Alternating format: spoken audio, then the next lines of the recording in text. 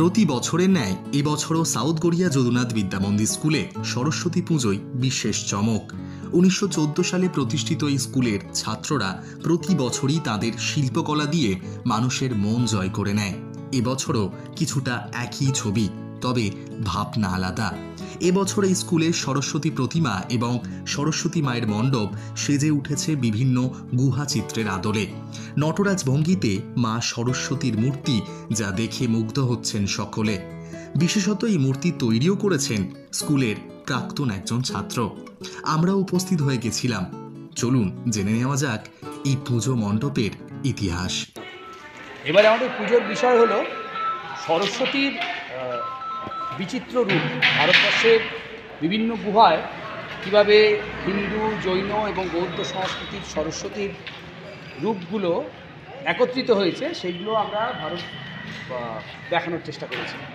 এখানে আমাদের প্রথমে হচ্ছে মেঘবাহনা সরস্বতী। এই মেঘবাহনা সরস্বতীর রূপ আমরা বঙ্গীয় সাহিত্য পরিষদের রাজশাহীতে এই রূপটা আমরা পেয়েছি। এখানে এর বৈশিষ্ট্য হচ্ছে নটরাজের সরস্বতী, যার 6টা হাত, এবং এই মেঘবাহনা সরস্বতীর চিত্রকল্পটা আমরা ওখান থেকে পেয়েছি।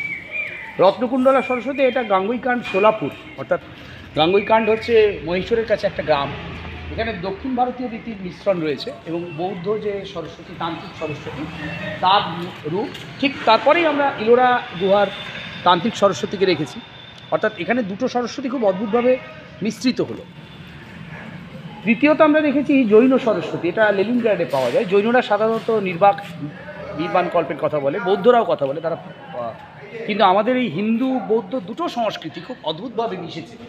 আপনাদের মূল মূর্তিটা দেখতে পাচ্ছেন, এটা ইলোরা আর্টের তৈরি করা হয়েছে। ইলোরা আর্টে নৃত্যরত সরস্বতীর কথা রয়েছে এবং এই রূপটা আপনারা খাজুরাহোর মধ্যেও পান।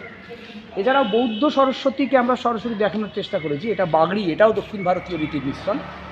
তারপরে পদ্মালয়ের সরস্বতী ঠিক একইভাবে অজন্তা গুহা চিত্রে আছে। আপনারা যদি দুটো সরস্বতী দেখেন, তাহলে তান্ত্রিক সরস্বতী এবং পদ্মালয়ের সরস্বতী পাশাপাশি আমরা একই গুহা চিত্রে সরস্বতীর দুটো রূপ দেখানোর চেষ্টা করেছি। এটা হচ্ছে পদ্মাসীনার সরস্বতী, এটা রংপুর সাহিত্য পরিষদ, বাংলাদেশে পাওয়া যায়, এবং হংসবাহনা সরস্বতী, এটা মাইসোরে। অর্থাৎ দেখতে পাচ্ছেন যে পুরোটার মধ্যে দক্ষিণ ভারতীয় রীতি এবং উত্তর ভারতীয় রীতি খুব আশ্চর্যজনকভাবে মিশে গেছে। এই পুরো ব্যাপারটা আমাদের গেটটাও অজন্তা আর্টের যে গেট, অজন্তা গুহা চিত্রের আদালে তৈরি করা হয়েছে।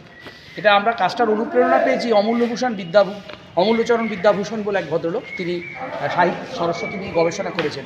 অমূল্যবাবুরই গবেষণা এটা, বিভিন্ন সরস্বতীর মিশ্রণ। এবং বইটি পড়লে আপনারা দেখতে পাবেন হংসবাহন সরস্বতী আছে, ময়ূর সরস্বতী আছে। আমাদের এই সরস্বতীর বৈশিষ্ট্য হচ্ছে, ভালো করে যদি খেয়াল করেন দেখা যাবে যে আমরা সাধারণত হংসবাহনা সরস্বতীকে দেখতে অভ্যস্ত, কিন্তু এই সরস্বতী ময়ূর বাহনা। তার কারণ হলো এই যে ব্লেন্ডেশনটা, এই যে টোটাল কালচারাল মিশ্রণ, এই টোটাল কালচারাল মিশ্রণটা কিন্তু আমরা দেখতে পাই উত্তর ভারত অঞ্চলে। উত্তর ভারতে সরস্বতীকে পুজো করা হয় ময়ূরের প্রতীক, ওই সৌন্দর্যের প্রতীক ময়ূর হিসাবেই পুজো করা হয়। এবং এখানে বৈশিষ্ট্য হচ্ছে সরস্বতীর বাহন কিন্তু ময়ূর। সুতরাং আমাদের দেশের যে ওরিয়েন্টাল আর্ট, প্রাচীন সাহিত্য, প্রাচীন সংস্কৃতি, তার ভেতরে কীভাবে এই সমস্তগুলো মিশ্রণ হয়েছে, এই ছেলেরা নিজেরা মিলে এই রাস্তাগুলিকে এঁকে এবং এই জায়গা তৈরি করা।